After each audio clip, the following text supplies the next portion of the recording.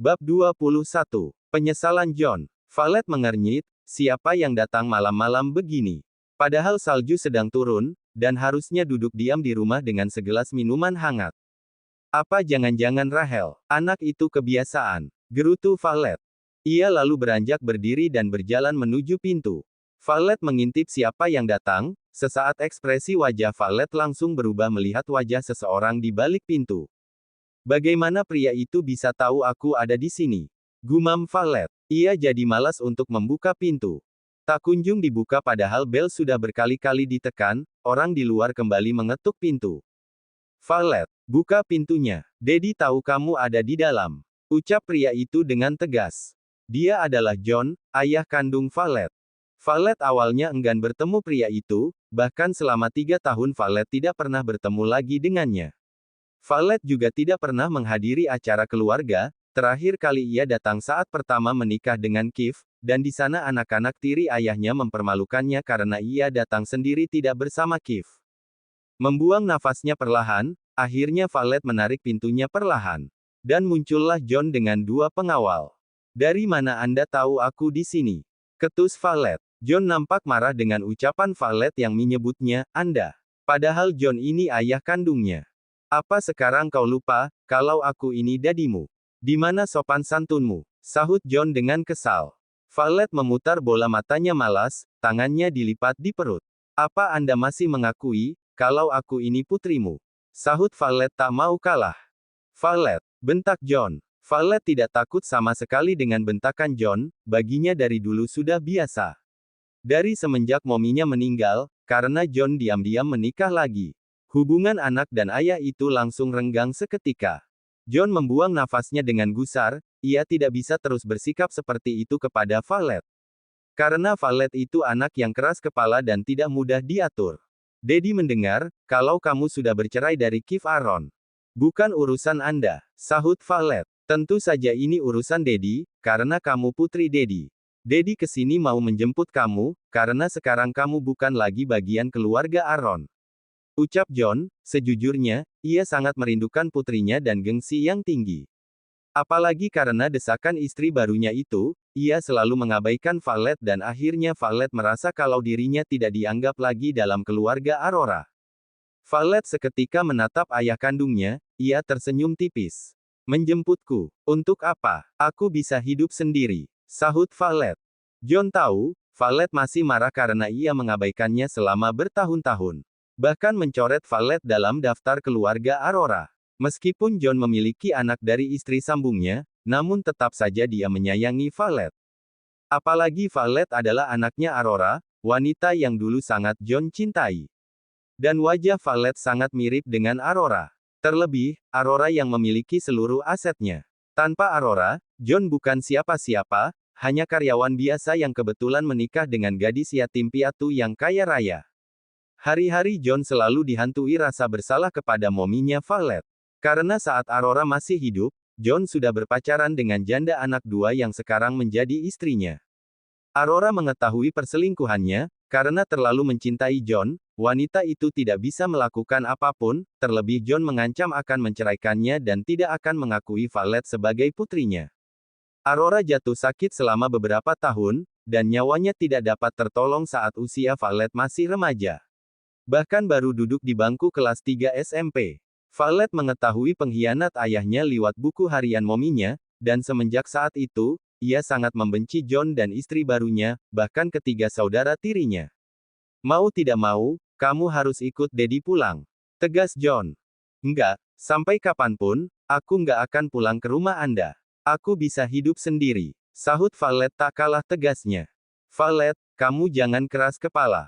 Jangan sampai Daddy memaksa kamu, mau hidup seperti apa kamu di luar.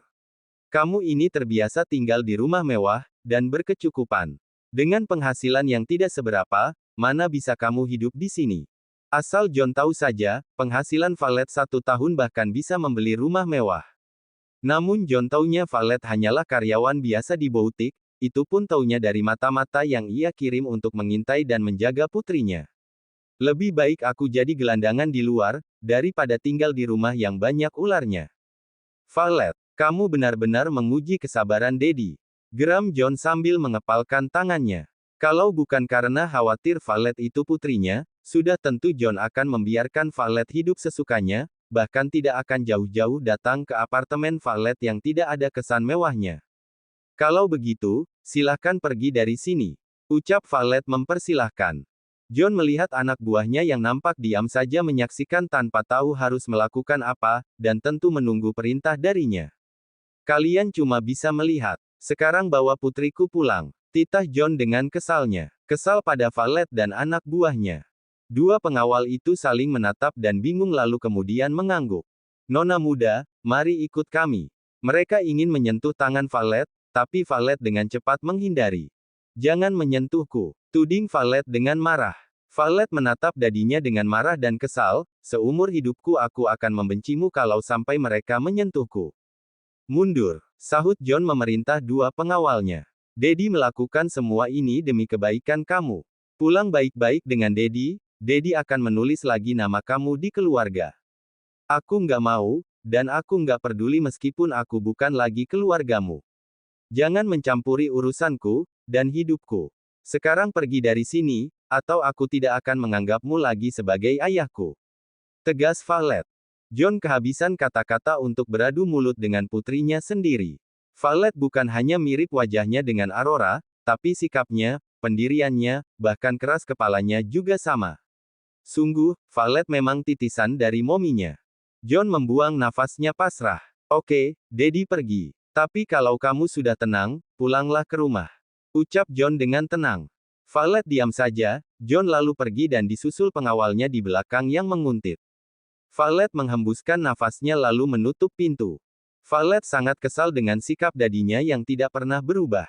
Selalu melakukan apapun sesuka hatinya. Kemana saja John selama ini? Dari dulu, saat ia membutuhkan sosok ayah, John bahkan lebih peduli pada anak-anak tirinya daripada putri kandungnya. Lalu setelah ia menikah dengan Keith, dengan cepat John juga mencoret namanya dari daftar keluarga atas perintah Della. Saat ia dipermalukan oleh saudara tirinya, John bahkan tidak membelanya dan hanya diam saja melihat ia dipermalukan. Bahkan John tidak pernah mendukung setiap langkahnya, saat ia menginginkan menjadi seorang desainer. John menentangnya, dan mengatakan desainer hanyalah sebuah profesi yang tidak menguntungkan apapun dan hanya membuang waktu dan tenaga. Dia pikir aku ini apa? Gumam Valet sambil menjatuhkan tubuhnya di atas kasur ranjangnya. Valet meremas tangannya sendiri, ia merasa lelah seharian, lalu tiba-tiba John muncul dan membuat moodnya tambah buruk. Valet merasakan di jari manisnya ada sesuatu, secara naluriah ia mengangkat tangannya. Ada sebuah cincin berlian yang melingkar manis. Cincin ini sebagai pengikat, karena mulai saat ini dan seterusnya. Aku dan kamu dan aku adalah satu. Sehidup semati, saling mencintai dan menyayangi, berbagi suka dan duka, dan tidak akan ada yang bisa memisahkan. Kecuali maut dan takdir. Valet memejamkan matanya, sekelebat bayangan dan suara saat ia dan Keith melantunkan sumpah dan janji di atas altar kembali teringat. Meskipun saat itu Keith terpaksa, tapi Keith tidak menolak untuk mengucapkannya. Mungkin saat itu, seharusnya mereka tidak mengatakan, kecuali maut dan takdir, yang bisa memisahkan mereka. Tapi seharusnya, maut pun tidak akan bisa memisahkan mereka, dan selamanya takdir mereka bersama. Astaga, apa yang aku pikirkan? Valet memijat pelipisnya yang terasa pusing. Valet lalu menarik cincin itu hingga lepas, ia lupa tidak mengembalikannya pada Keith. Saat ada waktu, ia akan mengembalikannya nanti. Valet menyimpannya dulu di dalam sebuah kotak. Waktu begitu cepat berlalu, sudah lewat 1 minggu sejak Carlos datang ke apartemennya, pria itu belum muncul lagi. Valet sekarang sedang sibuk-sibuknya untuk menyiapkan diri dan bertemu beberapa model yang akan memperagakan gaun barunya.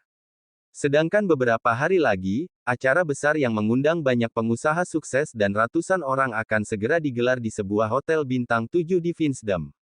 Banyak desainer juga akan hadir dari berbagai kota untuk menyaksikan acara dari Art Entertainment sebagai ulang tahun perusahaan mereka. Hari-hari Valet mendekati acara itu, ia semakin gugup antara tidak sabar dan takut. Karena nanti ia akan memperkenalkan diri sebagai desainer Fiora, dan bertemu desainer-desainer hebat lainnya dari luar negeri, atau bahkan yang lebih unggul dan terkenal. Sedangkan Rahel, setelah membujuk rayu orang tuanya terutama dadinya, akhirnya ia bisa tetap berada di Finsdom sampai acara valet berjalan. Dan besoknya baru ia pergi. Rahel sengaja tidak memberitahu valet, ingin memberikan kejutan di hari acara nanti. Valet duduk dengan santai meskipun saat ini ia tegang, sedangkan di depannya ada beberapa model kelas atas yang sering berlenggak-lenggok di atas catwalk ataupun mengiklankan produk-produk milik brand ternama. Jika valet gugup bertemu mereka, justru mereka yang semangat dan senang bisa bertemu dengan seorang desainer yang selama ini selalu menyembunyikan diri. Nona Fiora, aku sangat kagum padamu. Bagaimana kamu bisa menyembunyikan diri, sedangkan banyak orang yang ingin berkenalan denganmu? Tanya salah satu dari model itu. Valet tersenyum dengan canggung. Ia bingung harus menjelaskan bagaimana, karena mereka pasti tidak akan mengerti. Dulu aku nggak terlalu suka berkontribusi dengan banyak orang. Aku hanya merancang membuat, lalu orang-orangku yang memasarkannya. Jawab valet. Mereka nampaknya sangat antusias ingin mendengar perjalanan valet dalam membesarkan nama Fiora di kalangan desainer. Lebih dari 1 jam mereka mengobrol entah membahas acara yang akan berlangsung maupun sedikit cerita-cerita mereka saat menjadi modeling. Valet nampaknya senang dengan obrolan santainya, rasa canggung dan gugup tadi lenyap dan dia justru merasa nyaman mengobrol dengan model-model kelas atas seperti mereka. Valet juga bisa menyesuaikan bentuk tubuh mereka yang ideal dengan gaun-gaun yang sudah ia persiapkan. Rasanya ia sendiri sudah tidak sabar untuk menantikan acara besar yang digelar Art Entertainment. Acara yang besar itu diselenggarakan di Hotel Bintang 7 di Finsdom. Keith adalah salah satu investor terbesar di hotel itu. Meskipun begitu, dia juga pengusaha yang terhormat, karena itu Art Entertainment juga mengundangnya untuk hadir. Keith mendapatkan 5 undangan yang diserahkan oleh Leon. Leon menyerahkannya sekaligus bertanya siapa saja yang akan Keith pilih untuk ikut ke acara itu, yang pasti Keith tidak akan memilih sembarangan. Leon, ambil 1 untukmu. Sisanya berikan kepada yang lain, terserah siapapun. Titah Keith. Leon mengangguk paham, baik tuan. Keith tidak bisa memastikan kalau dirinya akan hadir. Keith malas untuk berkontribusi bersama banyak orang sekitar, tidak ada yang spesial di acara itu baginya. Sementara Leon, kalau Keith tidak hadir tentu saja ia tidak hadir juga. Leon memberikan 3 undangan itu kepada manajer keuangan, Aliek dan 1 karyawan penting lain. Hari yang ditunggu valet telah tiba. Karena acaranya malam hari, seharian ini valet sangat sibuk untuk mempersiapkan dirinya. Sementara di bawah, ada sedikit kekacauan yang terjadi. Ada seorang karyawan magang di perusahaan swasta datang untuk melihat-lihat, namun seorang gadis yang merupakan atasannya nampak mengejeknya karena berani masuk ke butik terbesar di Finsdom. Anak magang seperti kamu nggak pantas masuk ke sini. Sebaiknya kamu pergi, ucapnya dengan nada mengejek. Gadis itu nampaknya tidak ingin pergi, apa di butik ini ada tulisan, kalau anak magang tidak boleh masuk. Sahut gadis itu tidak mau kalah. Permisi, ada apa ini ya? Beberapa karyawan tidak berani menegur, karena 2 gadis yang terlihat angkuh itu adalah pelanggan mereka. Dan Farah yang harus turun tangan. Gadis ini mengotori pemandangan butik. Sebaiknya usir dia, karena dia tidak akan bisa membayar gaun. Gajinya hanya 5 juta per bulan, tidak akan mampu membeli meskipun sehelai dasi saja. Lisa lalu tertawa, begitu juga adiknya. Mereka nampaknya angkuh dan sombong karena berasal dari keluarga kaya raya. Apalagi anak magang itu hanyalah anak magang yang bekerja di perusahaan dadinya. Farah nampak memandang gadis yang dituju itu dari bawah hingga ke atas. Nona, bukankah tidak ada larangan dari kalangan mana saja yang bisa masuk ke butik? Farah perlahan mengangguk. Jujur sekarang dia bingung, kalau ia membela anak magang itu, 2 gadis yang menjadi pelanggan butik akan pergi. Farah menatap Lisa dan Lira bergantian. Dia tersenyum dengan canggung. Nona, mohon maaf. Tapi memang Mutiara Butik tidak memilih pelanggan dari mana saja yang boleh masuk. Lira dan Lisa nampak kaget dengan kata-kata Farah. Mereka nampak marah. Lisa lalu mengancam, aku ini pelanggan tetap di sini. Kau tahu, kalau aku marah aku bisa menutup butik ini. Farah nampak takut dengan ancamannya. Ia sekarang bingung harus membela siapa. Anak magang itu nampak mengerti. Nona, biar aku yang pergi. Aku nggak mau butik ini kena masalah. Farah nampak lega meskipun tidak enak hati kepada anak magang itu. Sementara dua kakak beradik itu nampak tersenyum puas, ia tidak suka dengan anak magang yang sok masuk ke dalam butik besar seperti Mutiara. Tunggu, bersambung.